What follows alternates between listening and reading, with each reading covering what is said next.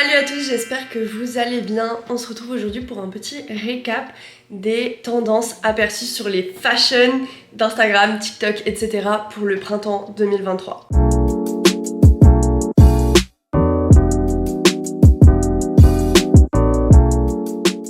J'ai essayé dans cette vidéo de prendre des tendances un peu réalistes. Au départ, j'avais prévu de faire une vidéo sur les tendances vues sur les défilés, mais j'ai trouvé ça moins réaliste en fait que de faire mon propre avis sur ce que je vois sur les réseaux, etc. Les gens un peu précurseurs dans la mode et qui lancent les tendances avant qu'elles n'arrivent quoi. Du coup, aujourd'hui, on se fait un petit récap des tendances aperçues sur les fashions des réseaux sociaux. Et pour ceux que ça intéresse, j'ai aussi fait une vidéo sur les tendances accessoires pour le printemps et l'été 2023. Je vous le mets dans le petit i en haut et aussi dans la barre d'infos si ça vous intéresse. Dites-moi aussi votre tendance préférée et votre tendance que vous n'avez pas du tout aimée pour le printemps. Ça m'intéresse de ouf de voir un peu un avis du coup réaliste. On commence très fort cette petite liste avec la tendance ballet-corps. C'est une tendance qui englobe quand même une énorme partie de la mode d'aujourd'hui. J'ai nommé la dentelle sous énormément de formes. Ça peut être en jupe, ça peut être dans un corset, ça peut être des collants, enfin bref, la dentelle en général, la belle dentelle. Voilà, ça fait partie du style ballet-corps, mais aussi les nœuds, et je pense que vous n'avez pas pu y échapper. Vraiment, c'est partout. Je trouve ça personnellement trop cute et j'aime trop ça. Mais évidemment, dans la tendance ballet-corps, on parle évidemment des ballerines qui ont été fortement propulsées sur le devant de la scène par Miu Miu, il me semble. Enfin, pour moi, c'est Miu Miu qui m'a fait vraiment aimer ça. Mais aussi les ballerine Tabi de Margiela, vraiment mon rêve d'en avoir un jour. On peut aussi parler des guêtres qui sont d'ailleurs bien d'actualité pour le printemps parce que je trouve que la saison s'y prête bien. Genre petite jupe, mais il fait quand même un peu froid donc on met des guêtres pour protéger un peu les jambes. Je trouve que c'est hyper cute et sur des ballerines là vous êtes à fond ballet-corps. Personnellement, cette tendance, je l'adore et je trouve qu'elle est encore plus cool cette tendance quand elle est mixée avec un peu de streetwear et des trucs un peu plus actuels parce que évidemment on ne s'habille pas en ballerine, enfin quand je dis en ballerine, en danseuse dans la vie de tous les jours. Donc je trouve ça cool de mixer un peu les pièces. En tout cas pour moi cette tendance elle est carrément validée. La deuxième tendance que j'ai notée, ça fait déjà un petit moment qu'elle est présente, si je peux dire, chez les précurseurs de la mode, un peu sur les réseaux sociaux, etc. Et je pense que ce printemps, on va en voir vraiment de plus en plus. Il me semble même que les enseignes en fast fashion ont commencé vraiment à en faire des masses. J'adore le style que ça donne un peu, je m'en foutiste, mais quand même un peu pointu. Du coup, je trouve ça très cool. Et perso, ça pourrait carrément être mon style. Après, j'ai pas encore trouvé la jupe qui me plaît à 100%.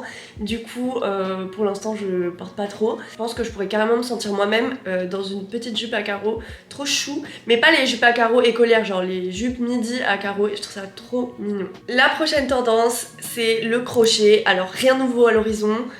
Mais je voulais quand même l'ajouter à cette liste parce que je trouve qu'on va dans quelque chose d'un peu différent avec le crochet. On n'est plus sur des petits bonnets ou des petits tops colorés en crochet, etc.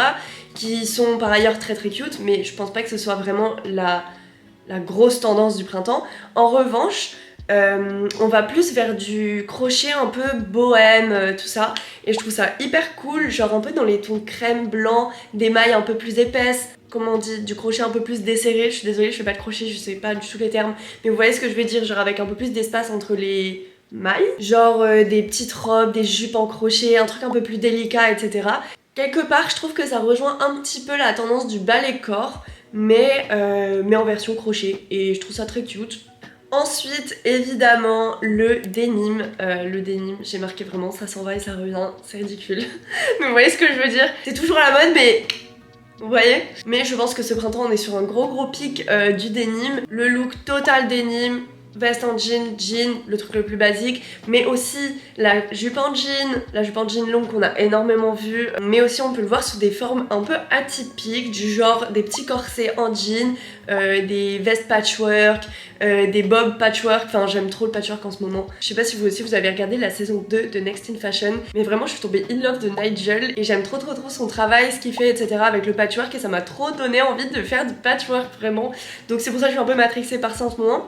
Mais je pense que je suis pas la seule, donc je l'ai ajouté dans cette liste. Et en règle générale, j'adore la tendance du jean parce que je trouve que c'est quelque chose de assez facile à porter et en même temps qui paraît tout de suite un petit peu sophistiqué. C'est parfait pour les jours où t'as trop la flemme, tu sais pas quoi mettre, et bah bim, tu te fais un look total jean et t'es tout de suite stylé sans avoir rien fait.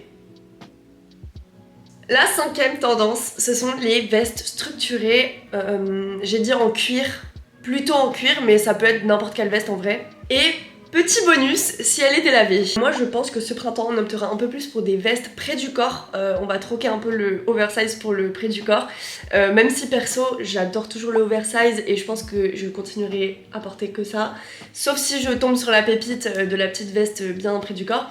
Genre j'adore ça sur les réseaux et tout, mais je trouve ça plus confortable en fait une veste oversize tout simplement. En ce moment on voit beaucoup justement ces genres de vestes en cuir délavé etc. et je trouve ça trop stylé, un peu dans le style années 2000, diesel, vous voyez ou pas. En tout cas concernant cette petite tendance, j'adore les looks que je vois passer sur TikTok, Insta et tout, et je suis persuadée que ce printemps on va en voir de plus en plus. Next tendance, j'ai noté les gilets à zip et près du corps.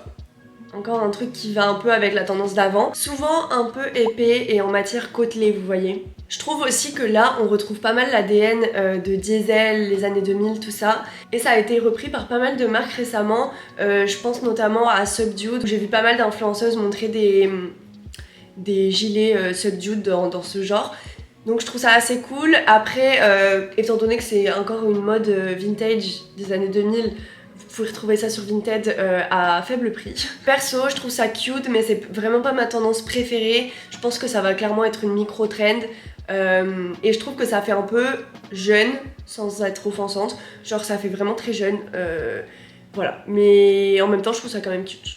Comment parler des tendances sans parler des couleurs tendances, évidemment. Personnellement, moi je préfère toujours me fier, comme je disais au début, à ce que moi je vois autour de moi et sur les réseaux sociaux, etc. dans la sphère un peu mode, plutôt que de me fier à des magazines qui ont décrété que cette année la couleur du moment ce serait le rouge ou le orange ou le jaune. Je sais pas, genre, à chaque fois je trouve que pas du tout en fait. Du coup j'ai décidé de faire mes couleurs que je trouve sont à la mode. J'ai nommé le crème.